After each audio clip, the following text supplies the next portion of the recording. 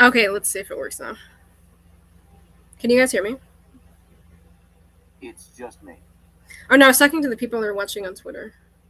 Oh, yeah. Oh, shit, you're on Twitter. Yeah, I'm streaming on YouTube and Twitter. I didn't get a notification. Hold on. Hello? Hello? Oh, wait. Okay, let's see if it works. Okay, yeah, it's working. Can you guys hear me? Oops. Okay.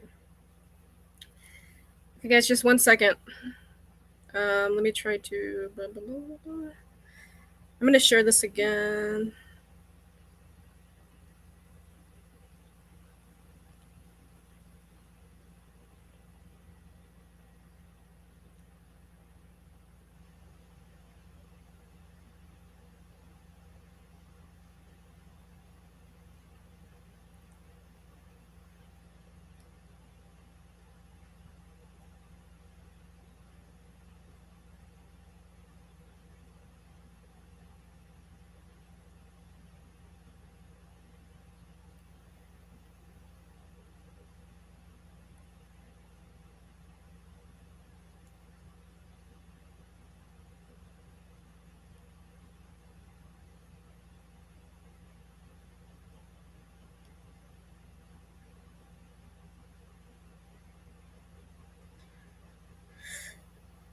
Okay.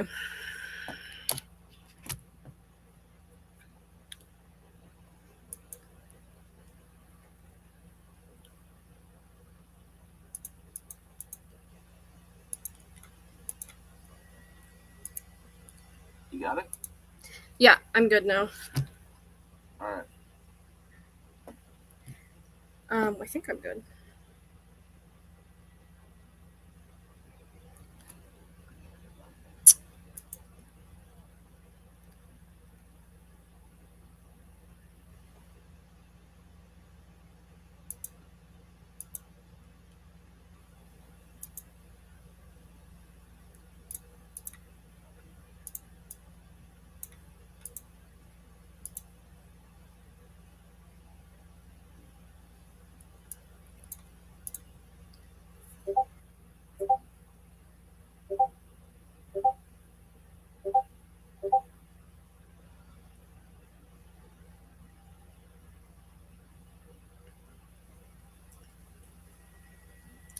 For some reason, the.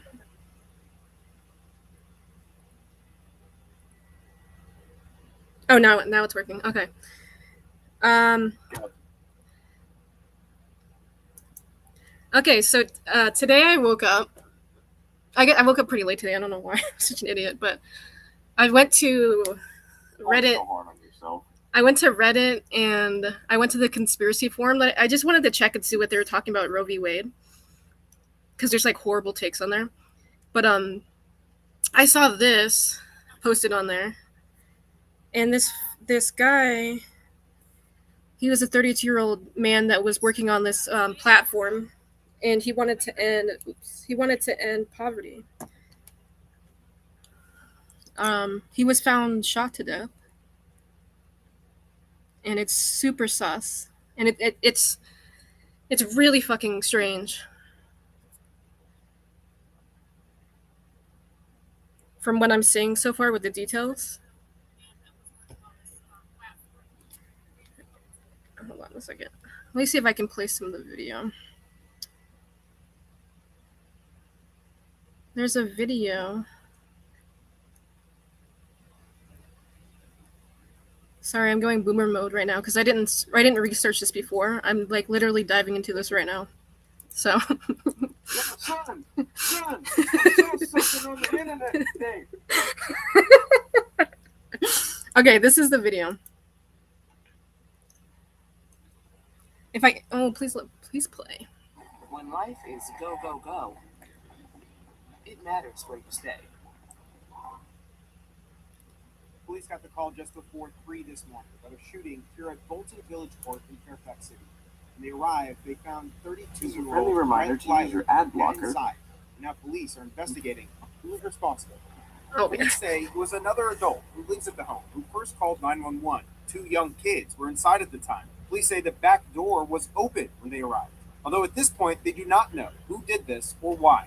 I think we're all searching to be part of something meaningful and to have purpose in our lives. And this was the victim. His family says Glyer was the CEO for a company called DonorSeed. It's a giving platform which describes its mission as to help the world's poorest. He wrote on the company website that he found his love for giving on a trip to Malawi, Africa. His last tweet ever was sent Thursday evening, reading, "The day we end extreme poverty, we will throw the world's biggest party. It will be one of the greatest days of humankind." In a message on Facebook from his company, calling Glyer a quote, shining light that has brought hope and joy to everyone and everything he touched. Obviously concerned. Neighbors were shocked to hear about the shooting. We certainly never think it's going to happen in our neighborhood, our community, or anything else. But unfortunately, this is America, and the proliferation of guns and the level of violence that we all experience is just unacceptable. And it could be anywhere. And according to police, this was the first homicide here in Fairfax City since July 2008, leaving the community on edge and the family in grieving. Reporting here in Fairfax City, Seven Kozlov, WUSA 9.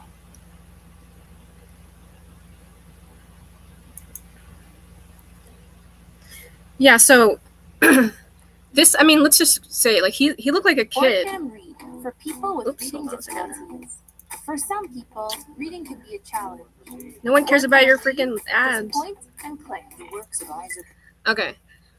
This guy was, I don't know, watching that video that he posted, he looked like a really gentle person. Like, who would just want to kill this guy?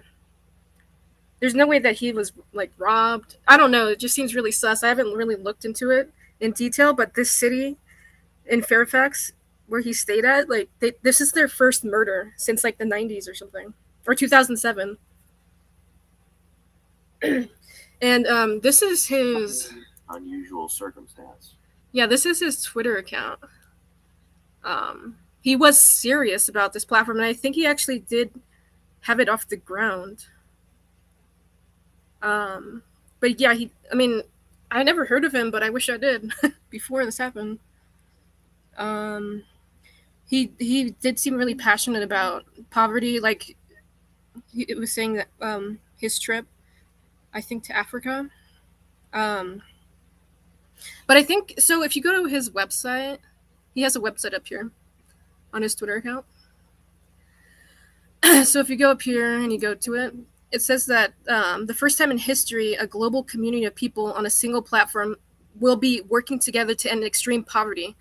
Not large bureaucratic organizations or governments, but an individual harnessing the power of technology and getting involved in their own free choice.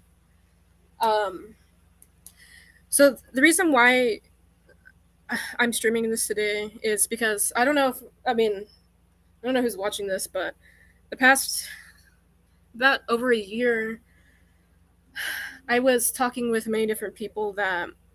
No. What? Sorry, my cat. Oh. I was talking with... Keyboard. Bad kitty.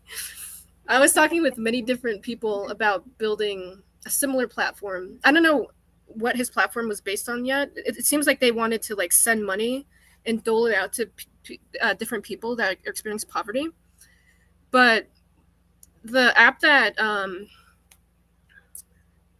the person that first introduced me into this type of app was like maybe over a year ago, and he's a really good guy. He was like with an anonymous a long time ago. I think he's retired. He doesn't really do much right now. He's still an activist, but he's older. But he was the one that pointed out creating an app like this that you can get off on the ground in your own community, and you can work towards building mutual aid. And basically, you could end poverty and homelessness by just helping out your community. Like, you wouldn't even have to rely on the system anymore. You would be in your own community, helping out each other, especially like how things have been progressing in the United States and how bad it's getting. This would help out people that are disfranchised the most, that can't get access to things that they would need, like even with this baby formula shortage, that would be like an immense help. And everyone has a freaking phone. So if you had an app that people could connect to each other And I mean, you can have an encrypted. I mean, I was thinking to do an encrypted app because obviously, clearly, like, if you do something like this guy's shown, you get fucking murked. You get killed. This guy had an idea that could end poverty, had it off the ground, and he died. And I'm just like in disbelief right now because it hits close to home, because this has been a passion of mine for the past year. I was talking to a lot of different people about how we could build something like this, and so many people wanted to do something like this. Even there's a few people that wanted to build like a team of people to get something like this off the ground. And there's also other apps like right now that are being rolled out that are similar, but I mean it's not to this scale. But Literacy was the largest of these projects that I'm familiar with. Yeah, because I mean there's smaller individual ones. I mean I wish that I could. I don't have permission from the person that has one of these apps already created to play his video, but I wish I could show you. But I mean the technology's there. It's just a matter of getting it out to the community and seeing how it would work in communities. And I know people in the U.S. are so on this system of capitalism, and thinking that they're going to be the next freaking millionaire, and that they have to work like 3 times as hard just to like have a place to sleep. And that's not how the world is supposed to be. Like you're a fool if you're paying for stuff, right? Like for paying for stuff to just live on the world. It's ridiculous. And all the resources and everything are hoarded by the most wealthy. And if we could get off this system, we could basically just like destroy that system that they have in place. And I mean, it's not even about destroying the system. It's about doing what's right and helping people in this world that are starving, don't have access to freaking water, don't have access to places to sleep. And I mean, it's hitting the U.S. I mean, significantly. Yeah, significantly. And we're in the 21st century, and we can do anything to change this. And as this has shown, when you try to change it, they don't want you to change it. They want to kill you. They want to keep all the power and all the resources. The system was founded on greed, thrives off of greed, survives purely off of the power generated by that greed. So anyone trying to branch out and poke their head out into a system that isn't the well-defined, well-codified system run by the wealthy who want to privatize access to fucking drinking water. Honestly, what do you expect? Of course the rich and wealthy are going to lash out against that like spoiled children. I honestly, like, it just seems like every time someone tries to do something like off the cuff, like something that's good, that's going to help everyone, like they seem to get silenced or they seem to get killed every time. Every time. And there's a reason why Bitcoin took off and no one's dying. It's because billionaires are getting rich from it. And it's upholding the system of capitalism. That fucking worked. Yeah. I'm just disgusted and mortified and just shook. Like right now, I'm just like when I read this, I just started like, oh, I was like started shaking. I wanted like dive more into it, but I haven't. I wanted to just come in here and stream this first and tell you guys about this because some of you that I am close with probably know about, the app that I was talking about for the past, like, I guess year and a half now. Can't remember how long it's been, but I mean, this guy actually had the vision and was going to do it. It seemed like he had the model set up.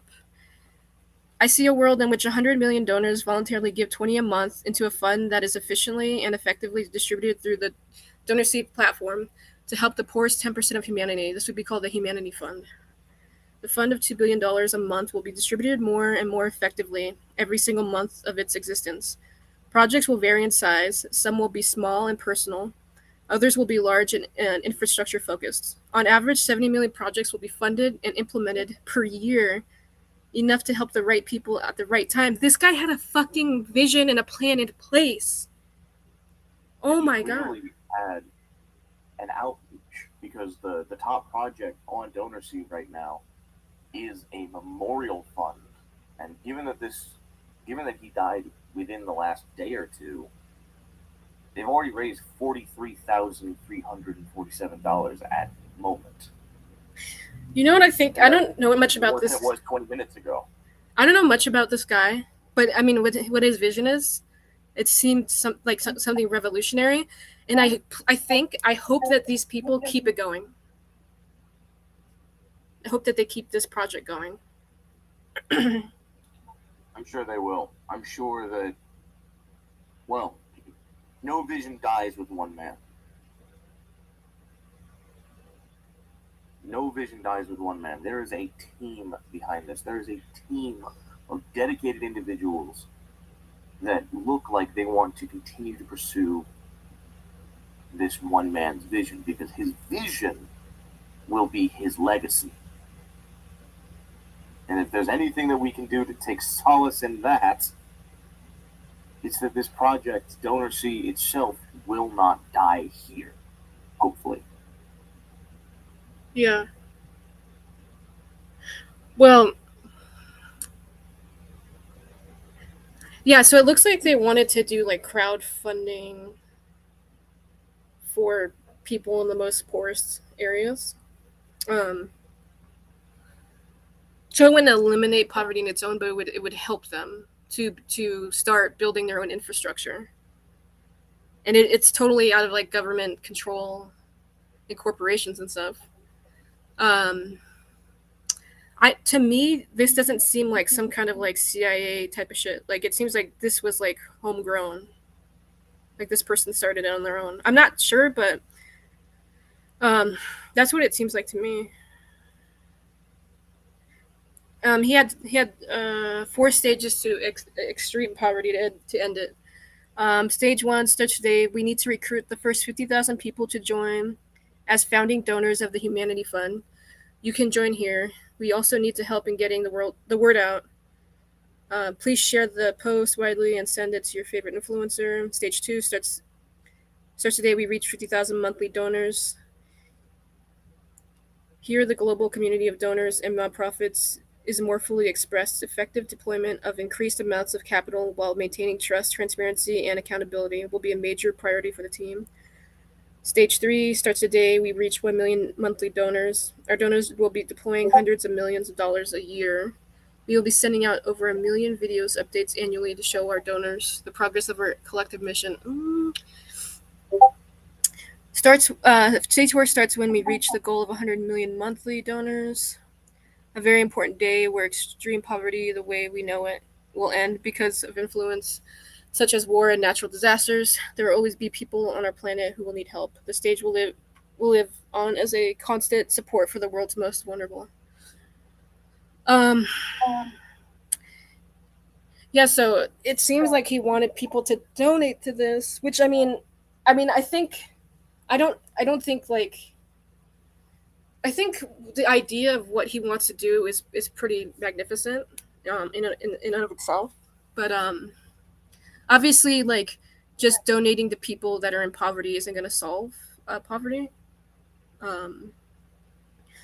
But I think this guy had a vision that he wanted to help these people without any government intervention or any corporations and stuff. Because I don't think a lot of people are doing it. I don't think he had any political gain or anything behind it. I don't think that he was grifting. I don't know yet. I have to look into his background, but I mean, yeah, you could see. I mean, it would be easy for someone to scam this, but there's no way. I mean, this person was a nonprofit. Projects that DonorSea was getting involved with, I think over 380 nonprofit orgs around the world. This was not a grift. I think that can be said with confidence. Yeah, it says the concept for Humanity Fund came from the success of organization I founded, DonorSea. Our global community giving platforms gets money to people more effectively than large bureaucratic alternatives. Hey, forgive me for this, but I got something that just came up. I gotta go. Okay. Talk to you later. So, yeah, this guy was trying to fight extreme poverty. And he was fucking killed. Let's see if we can find any more in his background information on this guy. This was his Twitter account. Gret Glyer. I just followed him.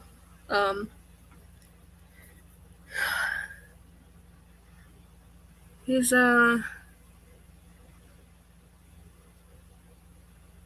let's say this video. He had a video with humanprogress.org. Most people take modern civilization for granted because it's all they've ever known. This is why one of the fastest ways to happier, simpler, gain perspective. Let's see. Let's watch this video. Hence, don't. You've said in a recent social media post, most people take modern civilization for granted because it's all they've ever known, which is why one of the fastest ways to be happier is to simply gain perspective, hence DonorSee. How do you think DonorSee is helping people to gain perspective? Yeah, I think what we do is we just show the ways that very small amounts of money make an enormous impact, like what the meaning it provides to other people around the world.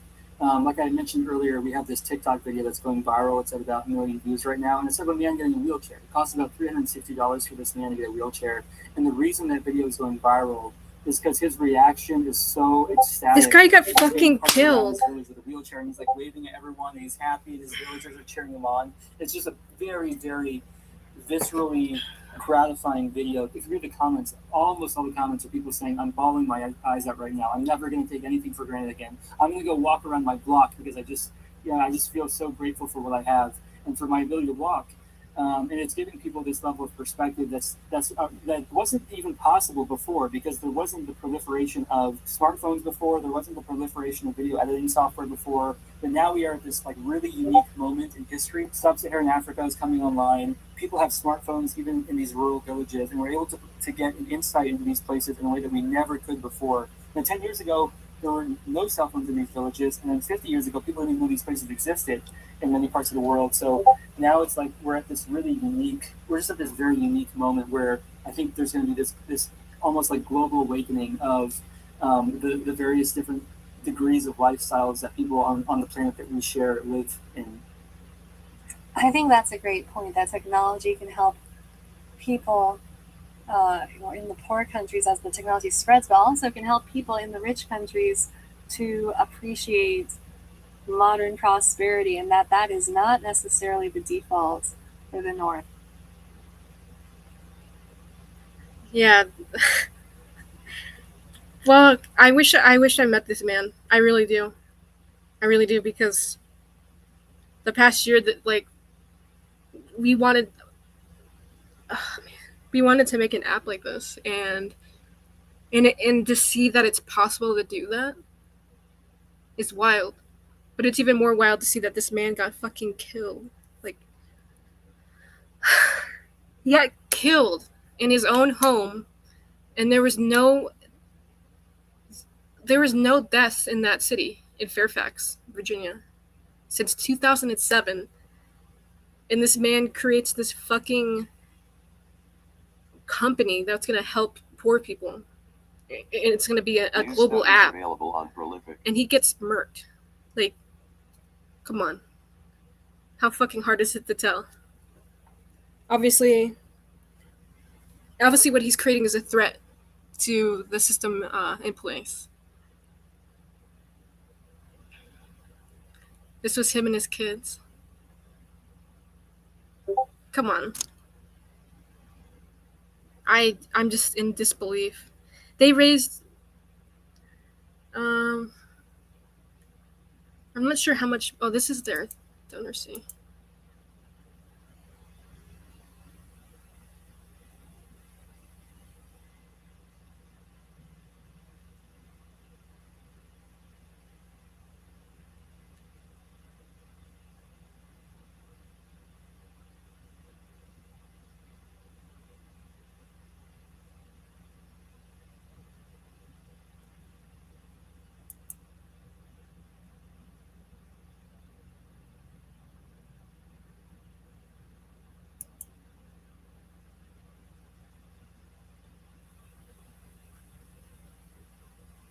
I'm just in shock right now.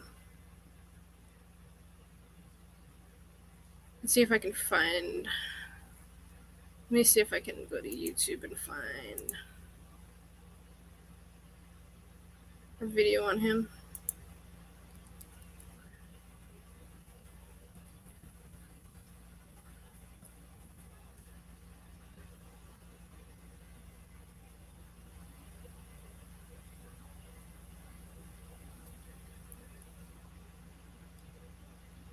Let's see. This is his the founder story. Available on Prolific.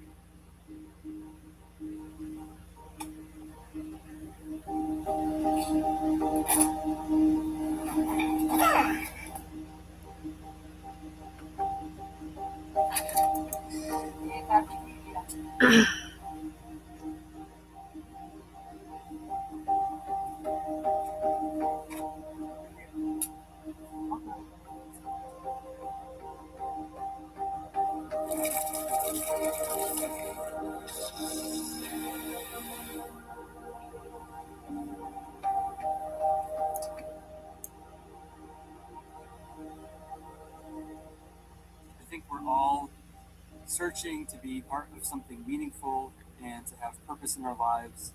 And I was in a place where I had none of those things. I was working at a rental car company, and I felt like if I really apply myself and I work really hard for the next 20 years, I will be amazing at renting cars. And that was not something that excited me. Because of that, I had this crisis of meaning. What's the purpose of my existence? What's the purpose of existence in the first place? I decided I just have to completely rearrange the path that I'm on, and that's where the opportunity to go to Malawi fell in my lap. And I quit my job, got my shots, and 30 days later, I was on a plane to Malawi, Africa, a country I hadn't even heard of a few months before. When I landed in Malawi, I met a man named Blessings, and Blessings is this incredible, gentle-spirited man who introduced me to his village and his people that he works with, and it was through him that I got to meet the people of Malawi.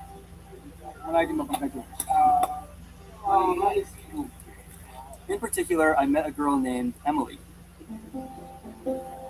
Emily was an orphan because her mom didn't have $20 to take herself to the hospital. So $20 here in Malawi is a lot of money to help someone. And here we are talking of a life that was lost just because of that. It was almost incomprehensible. Here is a girl full of hope that sometimes you find, does she have a future? Can we help her with the limited resources that are there? I asked Blessings what was it that she needed most right now, and he said that she was living in a house that was really run down, and so if we raised $1,000, we could build her a brand new house. Emily still lives in that house to this day. This moment where I met Emily and I was able to be a part of her story was one of the first times where I felt like I had found direction and purpose in my life. I knew that that mattered. Like I could see the transformation.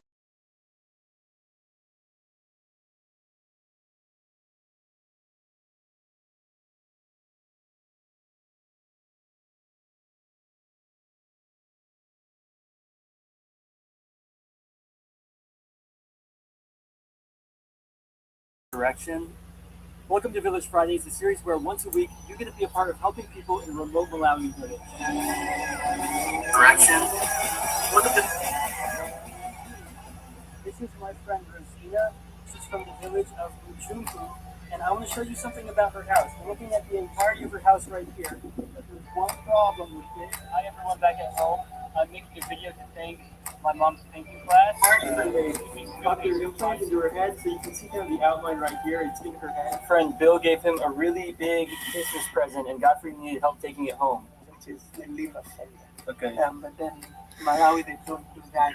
To that I say, instead of looking at the people you can't help, look at the ones that you can. I wanted to find some of the highest impact ways that we could help people in need, and I knew that working with the local people was the way to do that. When I asked them, what do you think Malawi needs? One of the answers I kept hearing over and over and over again was girls' education. Everyone believed that when you educate girls in Malawi, you educate the nation. And that's where I met Tia. But we are not talking. It was very quiet. I think hi was enough. Tia is a force of nature. The first time I met her, she was beaming with determination. So I'm gonna see if there's any other videos. Yeah, it seems like he was on a podcast.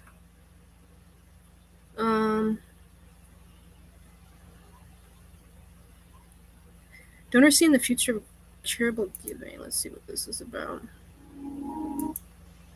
I started charity and a few other things, and then when I came back about 6 months ago, that's when I've been getting paid $1,000. Sorry for these if fucking not more, just from this ads. app on my phone. Okay. and I started this new company, DonorC. It's kind of in the nonprofit sector, but I've also been telling people it's kind of like the anti-charity, right? There's so many negative connotations associated with what charity is. He called it the and how anti-charity. People understand it and how effective it is and how much they waste money. That I almost like don't want to be associated with nonprofits or charities. That I'd almost rather be considered like the opposite end of the spectrum. So in some ways it is in the nonprofit sector. In some ways it's the farthest thing from it. Yeah, well, I'm hesitant to describe it as the Tinder of charity, but it's almost like that. Could you sort of, so you're not a tech person, you're not a computer programmer, but so you come at it from the, well, not charity, but from the helping others in poor countries angle. Yeah. How did you get to this point where you can start a tech startup? Yeah, so basically you can do anything you want as long as you have the resources to hire people who do the stuff that you can't do. So I came up with the idea back a year ago, actually, in January, and I spent the next 2 months like developing it and writing out a business plan for it and getting like screens made to see like how it would look and what the flow would be like and how people might use it. And then I had like I paid a guy online who lives somewhere in Eastern Europe, and he, I think it was Ukraine. And for a relatively small amount of money, he made like a basic, very buggy first draft, like a prototype. And I used that and I took it to investors to show them what the app was like. And they believed in the idea, they believed in my vision for what the app could be and how it could disrupt the charity sector and so forth. And so they saw that and they decided to provide me with investment money. And I was able to use that money to hire the tech people and hire a marketing team and all that kind of stuff. So that was how I got from having no technical background to having to running a tech company myself. Yeah, that's great. So many idea people I can't are also believe sort of averse to. I can't. I'm just in shock right now. I can't. This is the same idea that we had, and we're trying to get off the ground. It was like basically the similar concept, and this guy got fucking killed, and he had it all planned. I'm just in disbelief right now. Obviously, the feds are gonna get involved when this type of shit, because when anyone tries to change something that's not working in the system to benefit more people, they get fucking silenced or they get killed. That's just how it is. Unless you have a lot of people surrounding you constantly, so you don't get fucking offed. This guy, what he created, it could change so much shit. And if it was in the U.S., it could change so much shit as well. And I'm just so shocked right now. It's literally the same idea that we were talking about. To hiring others, a lot of people have great ideas and flounder because they try to do everything themselves. I do some similar, smaller scale, but I outsource a lot of the things for the podcast, so I can, focus on the parts of it I like, the interviews, the sort of high level thinking side, and also so I can finish. Oh, and also to say one thing, I've never even heard of this person until today, until I found out about they died. I wish that I had a chance to talk to this man, because implementing something like this in the U.S. Obviously, it should be global, but this could change so many lives. So many lives. Finish my PhD, which I promise I will eventually. Yeah. And it's just good to hear you taking the smart approach. Let's get into the app itself. If I actually did, I went to your website and I installed the app. But so if someone listening were to install the app and boot it up, what would they see? The app it looks most similar to when someone it reminds them the most of Instagram when they open it up. So they open it up and you see this. You can scroll through this of pictures and descriptions underneath. I think the one thing that might look different is in each picture has a little circle at the bottom that shows the progress of how much money has been donated. So each picture is actually a project, and that project could be providing a wheelchair for a kid in Malawi, or providing hearing aids for a little girl in India, or education, or any number of things.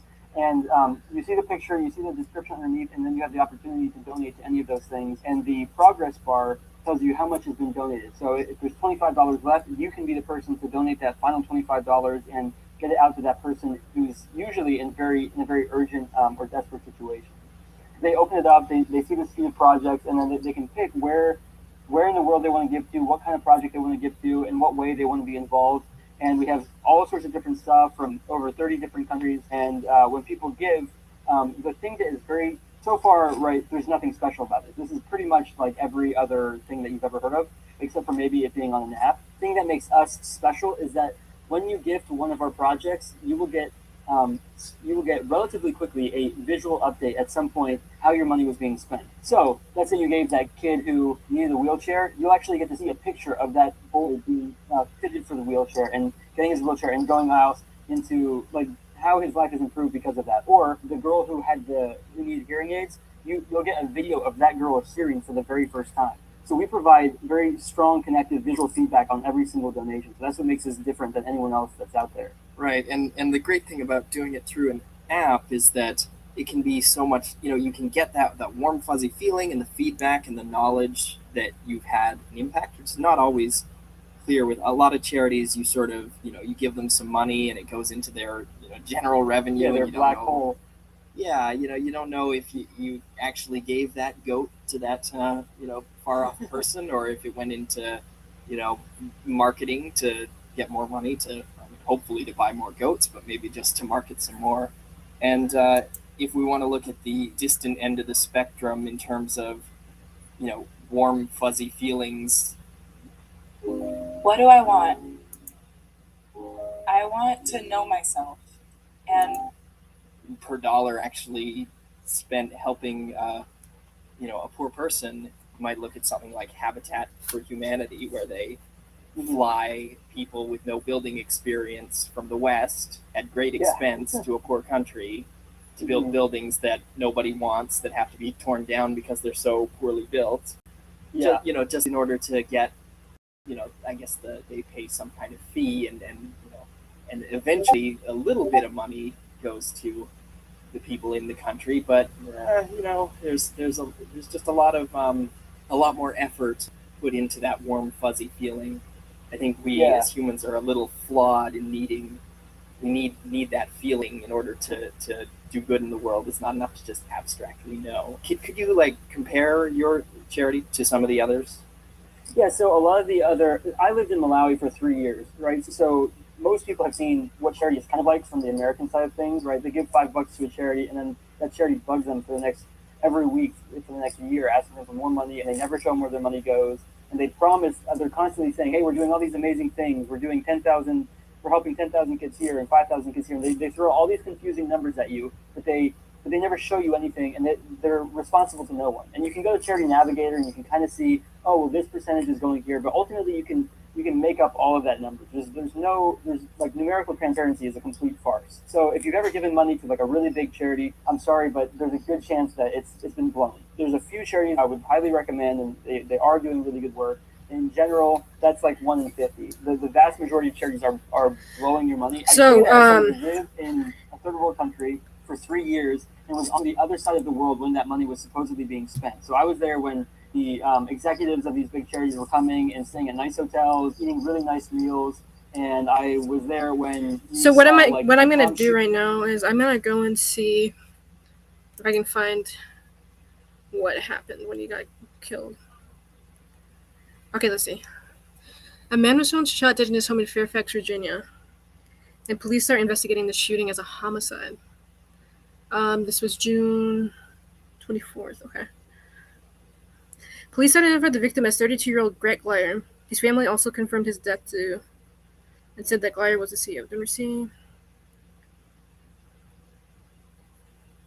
Officers were called to 900 block of Bolton Village court for reported shooting. Police said an adult resident made a call at 2:57 a.m. So this happened at 3 in the morning.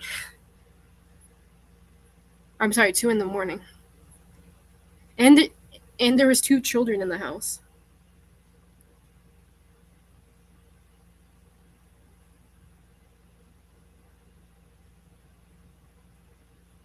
Police said the back door was open when they arrived. Once inside, police found the man had already died from his wounds. Investigators are still working to figure out what happened. They're asking anyone with footage of the area or information possibly related to this case to contact Detective Matthew Green. Gret is a shining light that has brought hope and joy to everyone and everything he touched. The Donorcy team is in shock.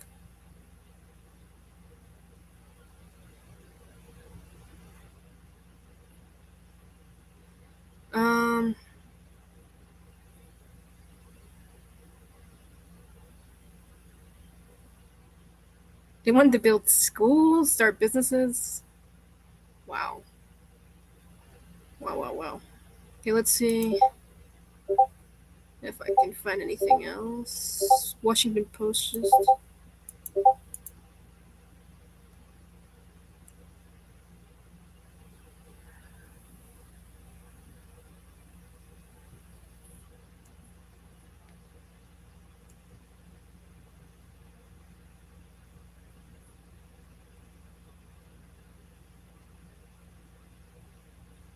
So I guess his wife was there with him because it says that another resident called. Of the home called.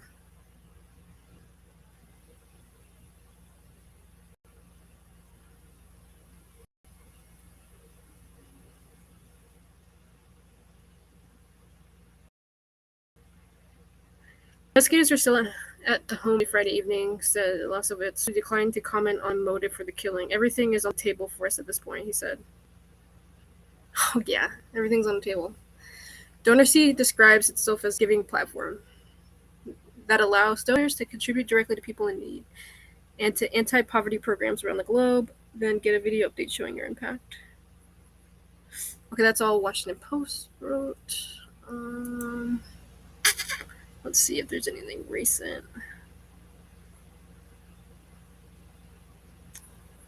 This one's updated. New studies available on Prolific.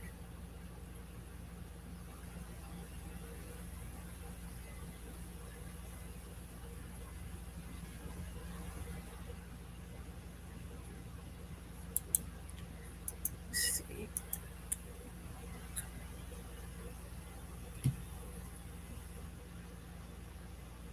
Looks like he started this in 2017. Huh.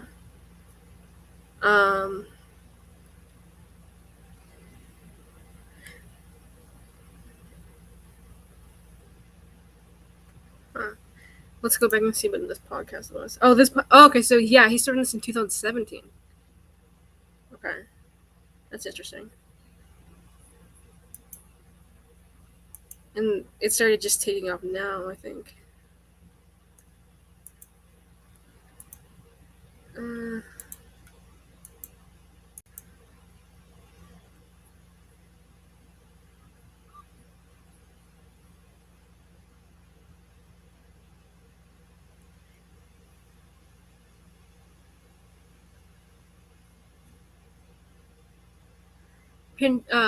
Paramedics pronounced him dead at the scene.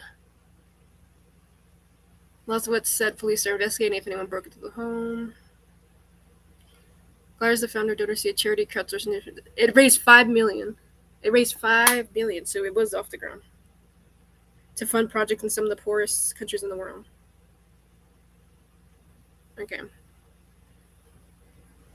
Let's go look at his GoFundMe real quick.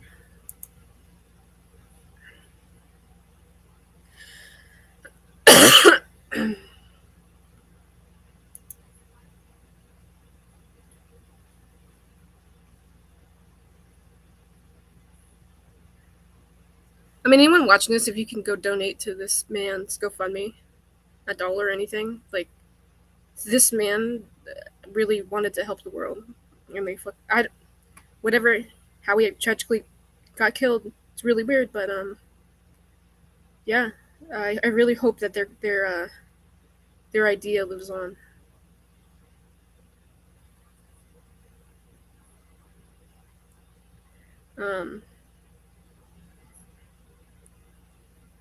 Looks like they reached over 100,000 now, so that's great. They're almost at their goal.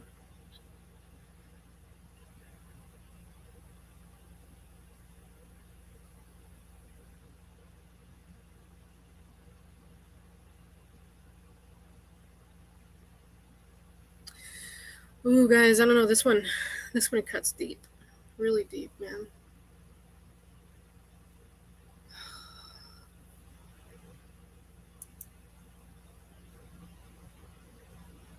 Let's see if I can find any other information. There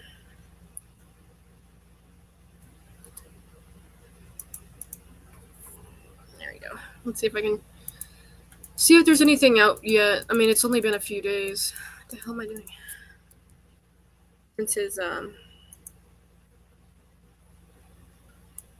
Since he was murdered. Let's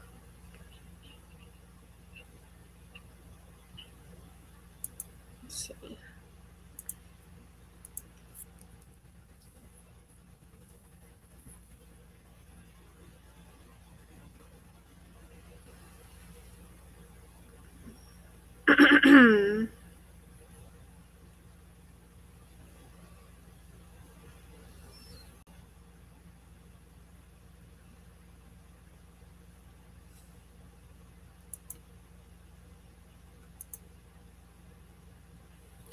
It doesn't seem like anyone is updated on any further outlining of the story of what happened to him. I guess they're still. I mean, obviously they're still investigating, but you know, with things like this,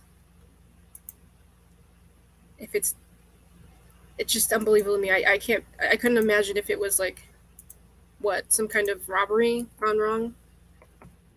Does that sound familiar? By the way, let's see.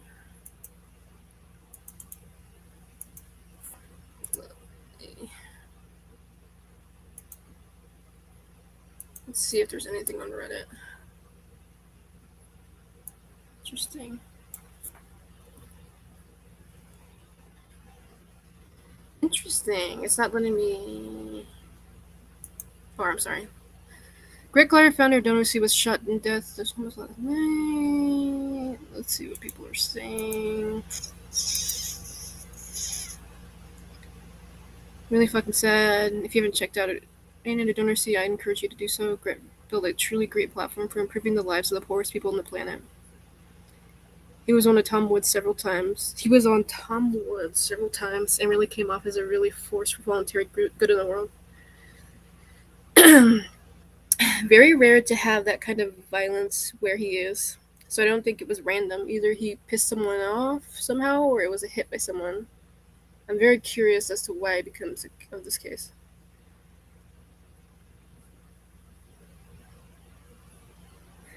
Family safe, father killed, looks like an assassination. Someone doesn't want more educated women in Africa. This is truly awful news. Oh my god.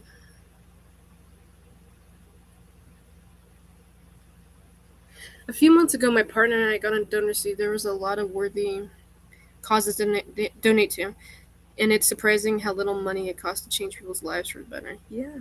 Yep.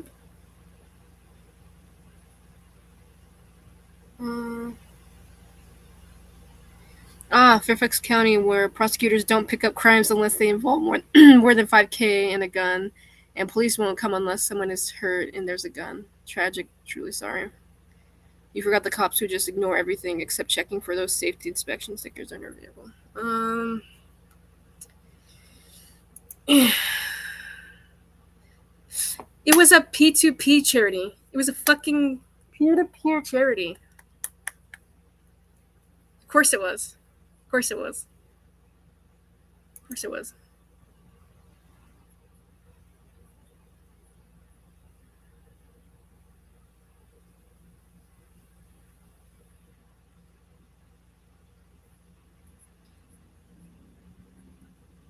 Peer-to-peer charity makes government welfare programs obsolete. Gret Glyer aims to do just that. This was posted 4 years ago, by the way. Hear what else he's going on at Liberty Forum.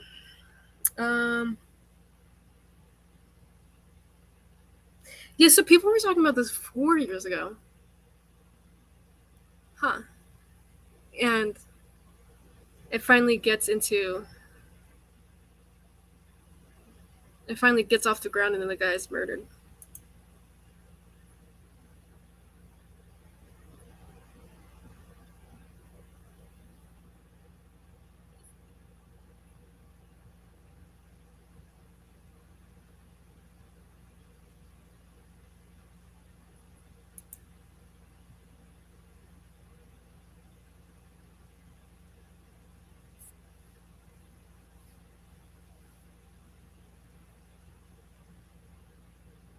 Created a philanthropy app called DonorSee. It is supposed to get things done without the government money. Yes. Yes, it is.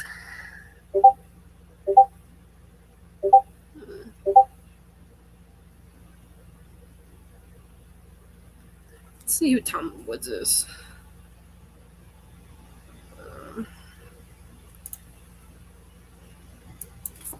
Tom Woods.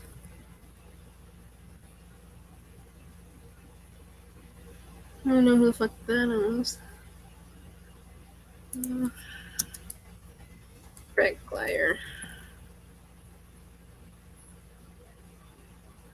Oh, so it was this.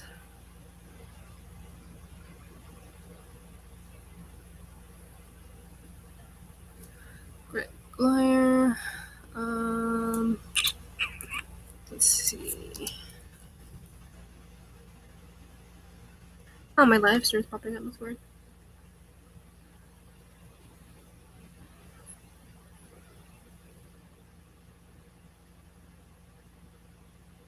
He created. Okay, so he had this 9 months ago.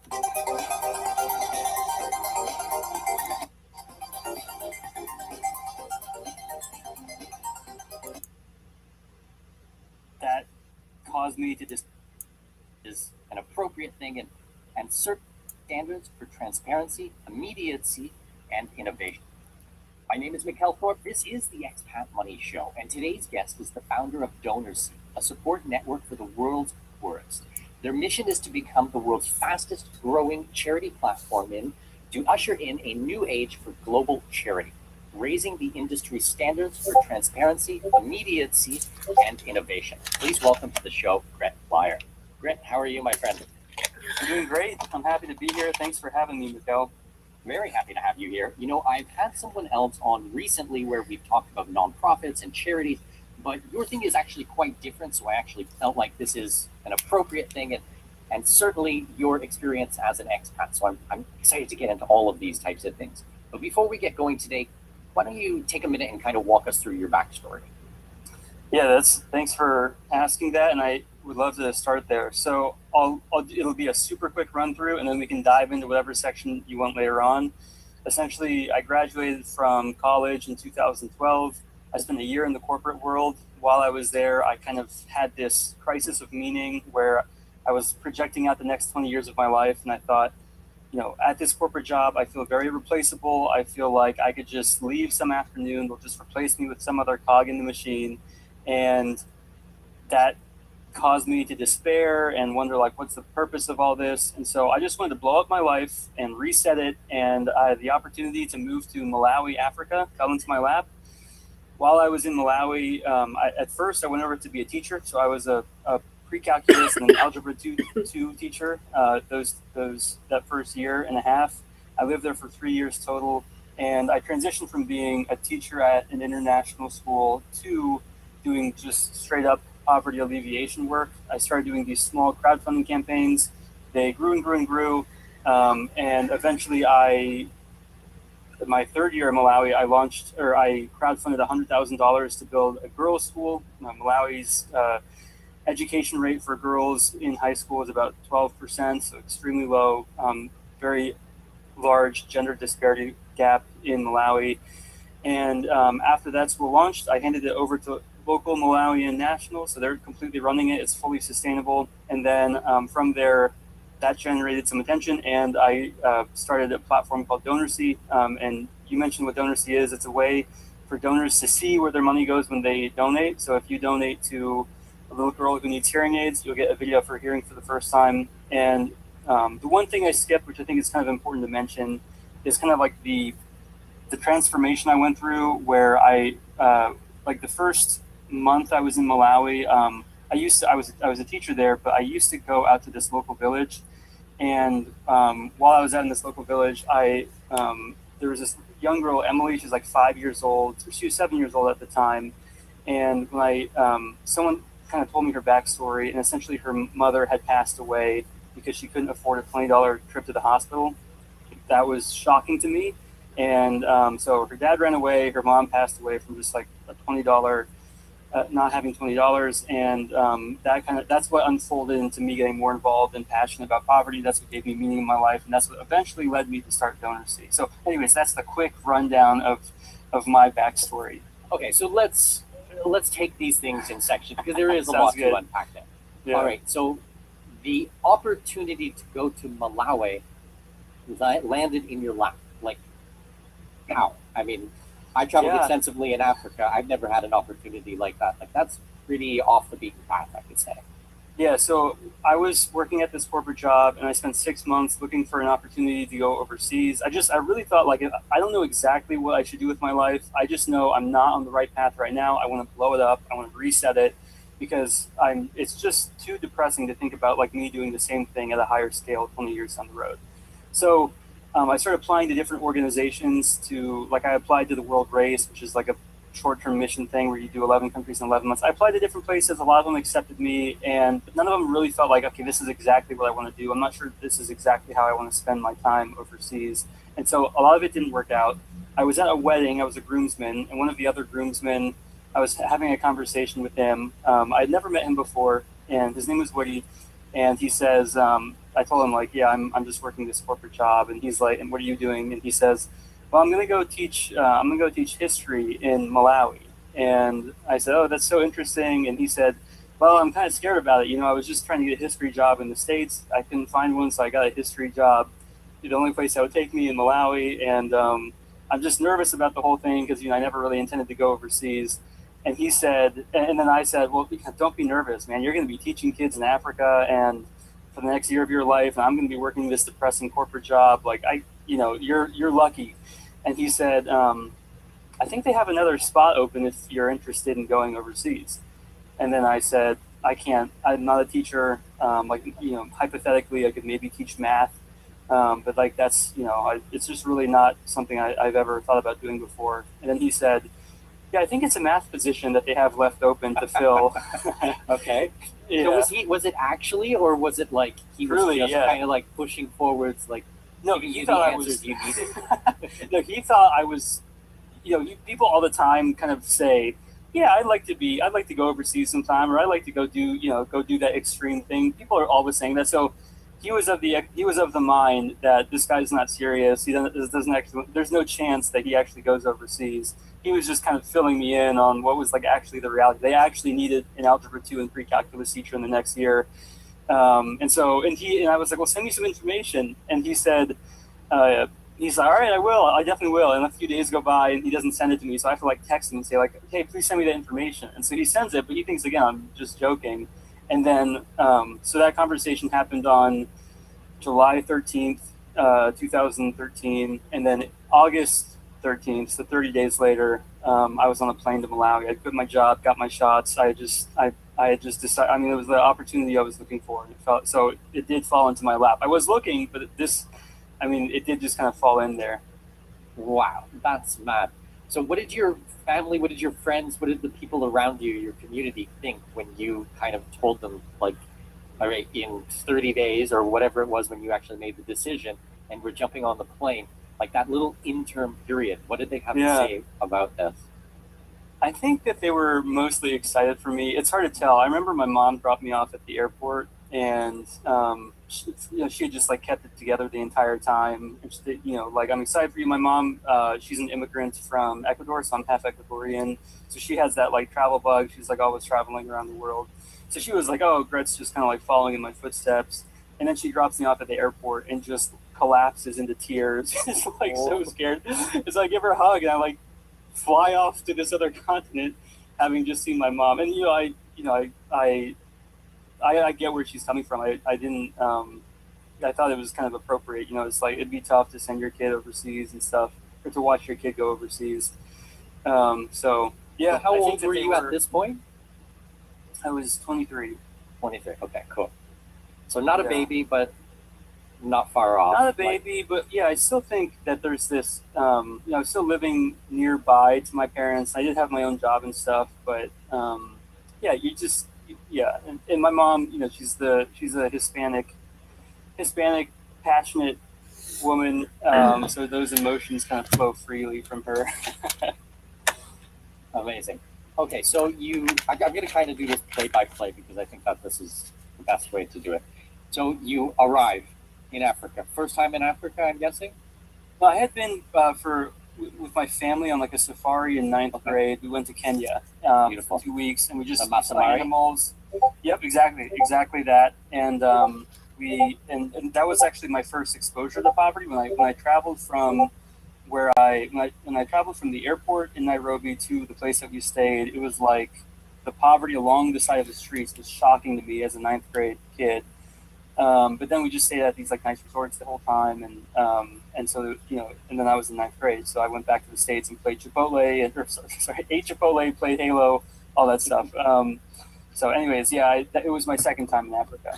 Okay, well, yeah, and Kenya, by a lot of standards, is a lot more developed than some of the other countries. Definitely. I mean, I've been to Nigeria multiple times. I've been to Uganda and Botswana, Zimbabwe, and Kenya. Yeah, so. Yeah, and this was the 90s, so like Nairobi has really come a long way, even just in the last like 20 years, and it still was very developed at that time. Let's see if he gets more into the app. That the U.S. embassy or one of the other embassies, and then the other 50% were like upper class Malawians, and so my students were kind of a really cool mix of both local Malawians and expat kids. Gret came from a different profession. He hasn't taught this before, but for them, it was a big gift that I could be there. So South Africa is just in a much better position than Malawi is, being kind of uniformly poor alongside each other. So there's some people who are living on like 20. I wonder who had him killed. Just if you're in the bottom, if you're in the bottom 50%, you're living on less than $3 a day. Okay. So, all right. So, one last question about your experience as a teacher, and then I want to move into some of your work. And this might let's go into the people, and that's my motivation. And so, that's what I want to support in other people is this type of mindset. If someone thinks, okay, what can I do for someone else to help them? Yeah. How can I be rewarded? How can I be paid? How can I be compensated for that? Yeah. And if I motivate people to sit home, then that's terrible. But once again, my point is, I don't know as much about you in your situation and what you've seen. So, well, first, let me just. I think this is. I do want to talk about the idea of like sustainability and giving effectively and all that stuff. But let's just table that for a second. I have an anecdote I thought I'd share about this like mindset idea. So there was this single mother of 2 kids, and my first year in Malawi, her name was Rose, and she cleaned the classrooms at the school I worked at. And so she was actually like the first kind of small crowdfunding project I ever did. It was $60 to get her a bike so she could drive, so she could go to school both ways.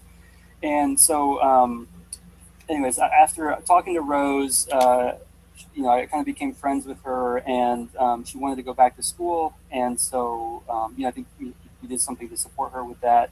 And she would ask me, she was taking a math class, and so she would ask me for help with math. And again, like the educational infrastructure in Malawi, not great, but especially when it comes to teaching math, it's about as that's probably the lowest subject in terms of like test scores and so forth in the whole country is math. It's just unfortunately, the test scores for math are not high in Malawi. So very difficult to kind of like catch up and do well in math. So she was asking me for tutoring, and so she would do a problem. She would try and do a problem, and I would look at it, and she would not do well. And she kept saying, I kept hearing her say over and over again, "I'm not good at math. Malawians aren't good at math. Malawians just can't do math." Like she kept saying that, like repeating this over and over again. Understand? It's like really totally appropriate, totally fine that that people have concerns about this because those concerns are so that instead of going to school, the kids just become street beggars, and you're trying to do a good thing by helping the kid out and giving them food, but you're also incentivizing them to continue to beg and not go back to school. So these are like really important things to understand. It's like really totally appropriate, totally fine that that people have concerns about this because those concerns are 1,000% valid. What we do at DonorC is we differentiate between two different types of poverty relief work. So there's development work, and then there is relief work. And relief work would be mostly like emergency situations or extremely vulnerable people. So sometimes, like this happened when I was in Malawi. At one time when I was in Malawi, there was a huge hurricane. There was massive flooding in southern Malawi, and 250,000 people had their houses gone, washed away in a flood. Entire villages were underwater. Just as terrible a situation as you could possibly have. Many people died. So what we did was we packed this giant semi-truck trailer with food and supplies, and we brought it down to the people there, and we just gave them food. We didn't make them do a job or like listen to a gospel message or any of that other stuff. We just gave them food because they're in an emergency situation, and there are certain situations where you just need to take care of people because something really, really unfair happened to them, and it's good to just take care of those people. On the more micro level, there are situations like, I often put orphans and widows in a different category. They're just unfairly disadvantaged. I think especially, in a more developed society, sometimes you can have a widow who can like take care of themselves and so forth. But in a developing society, where there's still kind of pretty strong gender roles and so forth, a lot of times the women are not educated. They have lots of kids, not even literate, and then their husband dies, and it's not a death sentence, but it's pretty close. It's just that's an extremely, extremely tough situation. So orphans and widows, we put them in like a little bit of a separate in a separate category because they've had something really, really tragic happen to them. They're not an able-bodied man who can go out and get a job and start a business and all this other stuff. They're in a special category. So I would say in those situations, you want to do what you can to take care of themselves, to take care of those people. And I think you're always going to have people like that. Like the world is just not ever going to be free of people who have just these horrible extra vulnerabilities that are just part of life. And I think you should like have a portion of whatever society has to give to take care of those people in some way, one form or another. But then, so that's relief work. It's just like super unfair situations that your compassion should move you to do something in that situation. But again, rare, you only want to do it in very specific circumstances. And if you do it if you try and do relief work for someone who could just go get a job, you're incentivizing the wrong things. If you're trying to do relief work and it's keeping a kid from going back to school, that could be the wrong thing. Okay, so then there's development work, and that's not the same thing as relief work. So development work is where you essentially partner alongside with people and you both mutually have the goal to have that person be lifted out of poverty in a sustainable way where it's a one-time transformational thing that just carries them forward. So an example like that would be helping them start a business. Like a lot of people need help for like that. There's that verse in Matthew that even I was listening to a podcast from some Silicon Valley startup investors this morning, and even these Silicon Valley guys are talking about this verse in Matthew that says, "To whom much is given, to whom much is given, they'll be given even more, and to those who don't have hardly anything, like even more will be taken away from them." It's just that it's a reality of life. It's that Pareto principle we talked about earlier, and so people in that. So people who you want them to be lifted out of poverty, though they do need kind of like this injection at the very beginning, but you have to do it in a way that's smart and intelligent and actually leads to lasting change. So I have a really good example, a really good anecdote. One of our partners on DonorSee, her name is Amy Hathaway, and she does kind of like a two-part relief and development. She has a two-part relief and development system. So first, there are babies in Tanzania. She works in Tanzania. There are babies in Tanzania who are on the brink of starvation and they need formula milk. Their mom maybe didn't make it through childbirth, or maybe the mom had triplets and doesn't have the milk. New studies available on Prolific. And you think, well, there's other women in the village who could just be a wet nurse, but there's like HIV issues, so you can't. Like it's more complicated than people think. So sometimes you just need to give this. You need to make sure the baby doesn't die, and you just need to give them formula milk. And so you can do that on DonorSee. It's like $250, and you can watch the baby go from like emaciated, you can see their ribs, to 3 months later, 6 months later, you see the baby happy, healthy, plump, fat, just good-looking baby, and you want every baby to look like that. And so $250, you get to like provide 6 months of formula milk for these babies, and that's a good thing to do. Like you can do that a 1,000 times out of 1,000, and there's still be plenty of need left over, as long as you're not, doing it for mothers who are in a situation where they could provide for it themselves. So that's the relief. But then what happens? Okay, so then you have a 6-month-old baby. So I think the platform that he built was pretty revolutionary in terms of the platform that he had with he had P2P, and he had it was all out in the open. Like you can't like people see where their money goes to. The idea that I had that was influenced to me by someone that I know that actually worked on an app that wanted to create mutual aid that's similar to this project, except for it wouldn't be charity, it would be mutual aid. But it is different in developing countries because they don't. I'm not gonna pretend I know how the infrastructure is there, but I would think that it would be different. Yeah, but I think what he did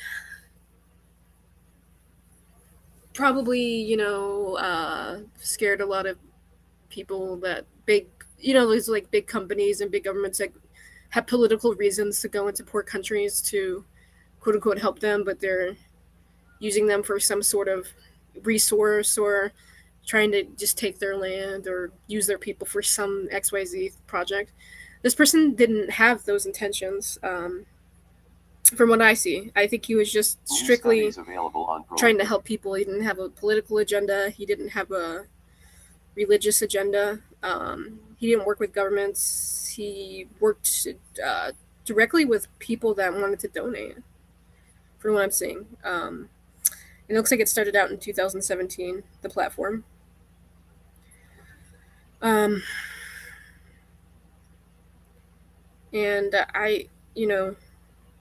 I said this in the beginning of this when I started this this episode, but I know that it's early on in the investigation. Who knows if we're gonna ever get any answers to what happened to him, or it might be some bullshit. I don't. When it comes to things like this, when people try to get off the system and take things in their own hands, I think that something he was targeted in. Like obviously we don't have evidence that he was, but come on, he was in a city that no one died in or no one got killed in since 2007. He was in his home with his family. His family wasn't killed. He was shot dead in his own house at 2 a.m. with his children inside. Like it's and It doesn't seem like his back door was left open. If someone broke into his house at 2 in the morning, why would they wouldn't just go open the back door? They would like break in, or like or steal something, like why would they have the need to go like kill this guy who happens to be a founder of this $5 million company that's helping people, helping poor people? So I can't find any more things covering what happened to him yet. I mean, it's been 4 days, but I'm researching on what he's done, and it seems like what he was doing is really revolutionary. I hope that the company could stay, or the nonprofit. I'm sorry, the nonprofit could stay around and keep helping people. I don't know how that's gonna happen. But I showed people that looks like they're doing a. Let's see. They're doing a good GoFundMe for his family, and they're up to 100,000. So they just need 50,000 more, but they're trying to cover his funeral expenses. He had 2 freaking babies, and he was married. Look at this man. Like, he was trying to help people, and we've seen in the past when anyone tries to do peer-to-peer work, things like getting off the system or helping other people that are being, you know, worked over by the system that we have in place, the imperialist capitalist system. It doesn't go well unless you're contributing to that system. His website, they were trying to make a platform, a global platform that could help build infrastructure in poor and destitute areas. Obviously, that's the making of, you know, imperialists and stuff. This is why they're poor, because we go in there, we fuck up their infrastructure. That's no, everyone knows that by now, but it's no secret. I'm just livid. I'm something at this capacity that can be built, and he built it, and he put so much fucking work into it just to have someone go and murk him. I'm just in disbelief. Obviously, this is gonna happen. Like I said before, like if you build something like this, mutual aid or these type of apps. I mean, I think this is just going to be the beginning of these apps, these peer-to-peer apps that help communities, just people help each other. I think that this is the beginning of these type of apps. I hope that we see more of them. Unfortunately, the government and the corporations stuff is not going to take liking to this. Obviously, for the past year or so, someone that I know that's like a longtime activist actually was working on something like this and trying to roll it out to different communities out here in the U.S. And I've talked to so many different people about building something similar to this infrastructure, like a peer-to-peer system that would be mutual aid and hopefully encrypted, but everyone wants something different. But basically just to help communities with what's happening in the world, with poverty and how bad it's getting. I know that obviously the U.S. doesn't compare to these poor nations. I'm sorry, I'm not gonna say poor nations because they're not poor. They're rich. These nations are rich. They're just being robbed and occupied by imperialists, by the U.S., by white supremacy.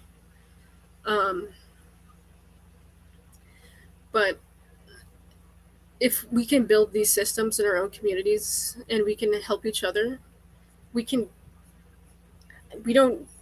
take back our own communities. I know everybody is so afraid of the word communism and socialism, and obviously in our country, it's impossible to even to even step up to this grandiose rich capitalist system that's been in place for for a century, that they've been working on. Um, and these people, these elite people on the top, just breaking all the resources and all the money, and people are losing hope because, I mean, even especially in U.S. Like, I know that we aren't. I mean, I guess you could say that we're still kind of a developing nation as well, in a sense.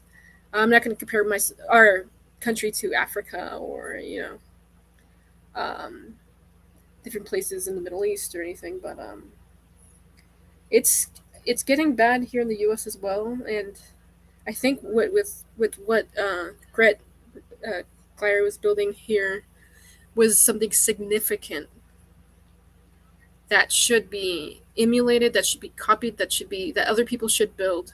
It doesn't have to be exactly like this. Like, it doesn't have to be people going to donate. I think mutual aid would be better. But like I said, with infrastructure in other countries, that's going to be a hard thing to accomplish.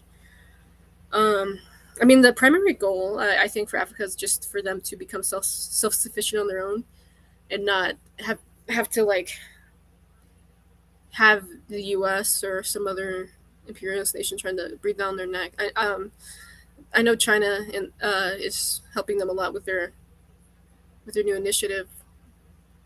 Um, I mean, it's I think that things are changing, and I think that they don't want people to change their system, so they're going to go to whatever length to make sure it doesn't happen. Um, and he was killed in his own home. Um, uh, eh, Obviously, like, you don't want to speculate early on, but it's clear as day. I mean, what's the chances of it just being a robbery gone wrong, or something like that? um, I just want to say, like, people building mutual aid uh, networks and stuff out here in the U.S., just to be careful, because you never you never know. You never know what these you never know what they can do to you. Um, it just puts, like, I'm just like in this, like, so sad. This is his last tweet. I'm just like crushed by hearing this news because I didn't even know about this person, and I found about it. I found out about it today. Um, so I wanted to go on here and do some background information research and just look into who he was. Um, and it just hits close to home with this app that a few people that I've talked to that wanted to create something like this. So yeah, it makes me pretty gloomy, especially the state of the world right now, because we can't rely on our political system, on any of these on any, like, this infrastructure that we have. Like, I think that the most of the working class, and even like most of the middle class, can't rely on it either. It's just obviously it's showing our system is declining. It's going to collapse pretty soon, and anything that we can build to make the impact not so great, especially on people that are poor and the minority groups here, because they're going to suffer the most. I mean, you see it with these baby shortage formulas and stuff. This building something like this app that could help communities network and barter or do mutual aid in their own communities without worrying about, oh, I'm not going to be able to get milk at the store today, or I'm not going to be able to grow vegetables, or like, just something that will help people not be hit so hard once things. I mean, if we do hit like a Great Depression type era, which, I mean, we're in the 21st century. We have all this technology that we don't have. Things don't have to be this way. Like, we could think smart. Like, people don't have to suffer at this degree. They just make it. They want people to suffer because this is their system. Their system is based on the suffering of humans, killing killing people for profit. It's all about the most wealthy making a profit and keeping their power. And I'm not saying I don't have hope for the future. I'm just, every time I see something, especially something like this, it hits so close to home. It's really hard not to want to give up on things and just say fuck it. I know a lot of people even like trying to move out of the United States, especially with like Roe v. Wade and stuff. And I think some people I think should be able to, like people that are the most oppressed or people with disabilities. Like, I can see why they want to move, but people that are able-bodied and have it pretty like they could fight. Like, I think that those people are cowards if they leave. We have to stay here and build an infrastructure. We have to build something that's gonna like a safety net or something that we can fall on and help people once everything collapses. Um, Obviously, because I mean, our government's not going to do it for us. I'm just going to be flat out, like, the government is not going to do it for us. Corporations aren't going to do it for us. I know everybody wants to just think about themselves right now. I mean, this is basically how the U.S. infrastructure is built. It's individualistic. Everyone is thinking about their own needs because they have to pay bills and they have to have food and housing, obviously, and they have to work. And I understand that 100%. Like, it's hard to know what your neighbor's doing and see if your neighbor's okay. But the only reason why things are like this and we can't be like more invested in our communities is because they built the system this way. So we're constantly busy working ourselves to death and not seeing what's happening around us and giving into this system that that quote unquote keeps us fed and housed. The only way I think going forward is we are going to have to start taking back the resources and striking and fighting for a livable condition for everybody. And we can't give up on that because they want us to tear each other down. They want us to kill each other. They want to see us fight each other instead of making material conditions here in the US better. Clearly, because they're not doing it. So just seeing what the platform that he was able to create is kind of bittersweet because it's amazing that you have an idea of what kind of platform you can do, but on the other side, it's you become despaired because when you create something at when you create something like this that's so big and it can impact so many people, you know how much of a threat it is to the people in power. So yeah, I mean, they're going to do everything to try to destroy it. So I think, I mean, if we have tools and we have the things to create these, to create something like an alternative, I think the only way, I mean, you can implement it. I think the biggest thing is getting it to different communities and having people be able to access it and prefer and like it over, working a job or, paying, like just a different system in general that we can create. Housing is a whole different issue because that's a whole different issue. I'm like, that's going to be like hours to talk to about because people still have are still in the mindset. Well, in the mindset of basically you can't own a house or apartment without renting or buying it. And housing should be free for everybody. So I'm just gonna say that.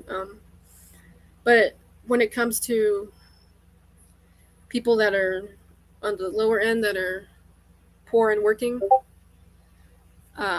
class, I think that even just having something like this, some kind of app, would even lessen the burden of being able to get food and access to critical resources. I mean, it could even help with people that are homeless or don't have anywhere, like someone that's suffering some major crisis like this. This app right here is it's amazing. I think what they built was pretty fucking amazing. And they did have it built on transparency and P2P, which is pretty good. Which is great. Um, but yeah, just again, this is their GoFundMe. I'm in shock. I didn't even know who he was, but I really hope that people see this. I hope it's not buried in the media, and people see what this man was trying to do. I mean, I think what he was trying to do is amazing. I don't personally don't believe in charity work. I mean, obviously he's trying to appeal to people with money because obviously that's what people with money do. They give charity. Charity, obviously, and mutual aid are two different things. But I think the infrastructure, the app that he built, the blueprint, is something that can be, like I said, can be built here, and used for mutual aid in our own communities. It's a I've been passionate about building something like that for like maybe a year now, and I talked to many different people about this type of thing, and many people did want to create something similar. It's just hard to get people together, and it's hard to. Everyone is in their own kind of group, so. But like this app is actually, people are creating these type of apps, so it's doable. It's just about networking and finding the right people that want to try to do this. New studies available on Prolific. So I'm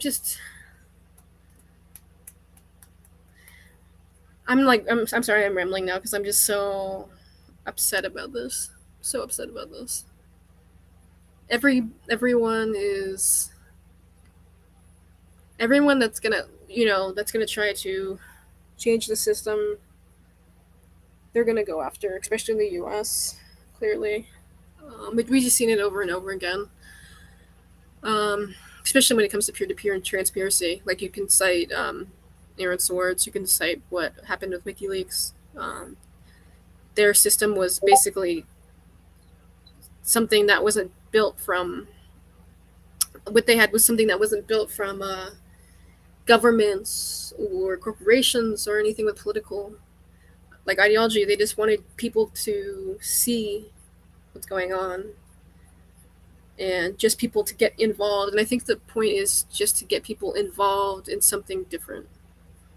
Because eventually I think this system is going to collapse on itself. And the only way to make sure it's not so bad when it does collapse is to build an infrastructure in its place. So I don't know. I just hope that some of you guys do a little bit of research into what this man was trying to accomplish.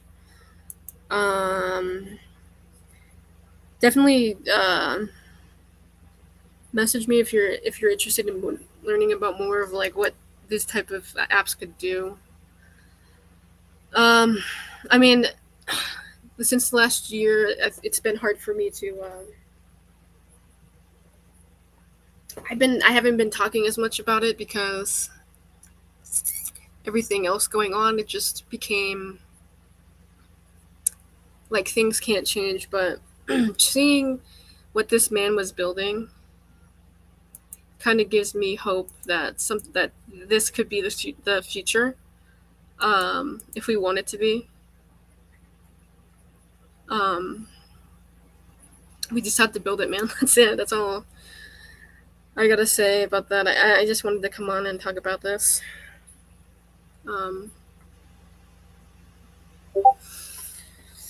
Yeah. So I think I've been on here for like an hour already. I was streaming on Twitter and YouTube. I'm just gonna save this video so people can watch later, but if there's any updates about how he died, I'm gonna go live again. But like I said, it's only been a few days. But yeah, I'm gonna go. This is depressing. Hopefully I can get on a stream with the person that I look up to. That's an activist that actually was the one that talked to me about this. I can't remember. I don't remember if I thought of the idea before I met him or he inspired the idea for me. But yeah, this is something that can be created here. We can create something on this magnitude. And if there's enough people rallying behind it, they can't fucking destroy it. Can they kill everybody? No. But yeah, fuck the CIA, fuck the government. They don't give a fuck about people. We got to take it into our own hands. We got to take it all into our own hands. Build something new.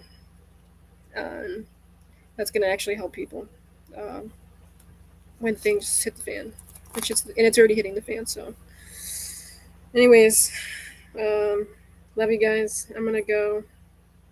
Thanks for watching the stream, if you got through the stream. But I think it's important to research more about this man, Gret Glyer. Once again, this is his Twitter. Him and his family. Oh, they even had a little. Oh, never mind. This was the DonorC Twitter, and this is his Twitter account. He obviously has been doing this for a few years, so he has some interviews and stuff. Looks like even Joe Rogan follows him, which is pretty funny. Yeah. This is really, very, very sad. Very sad, very sad. I just stunned. But yeah, I'm gonna once again. That's his website for DonorC, and that's his GoFundMe. So if you want to donate to him and his family for their funeral costs, there you go. Just donate to the page. Gret Glyer. But yeah, I'm gonna head out. Alright guys.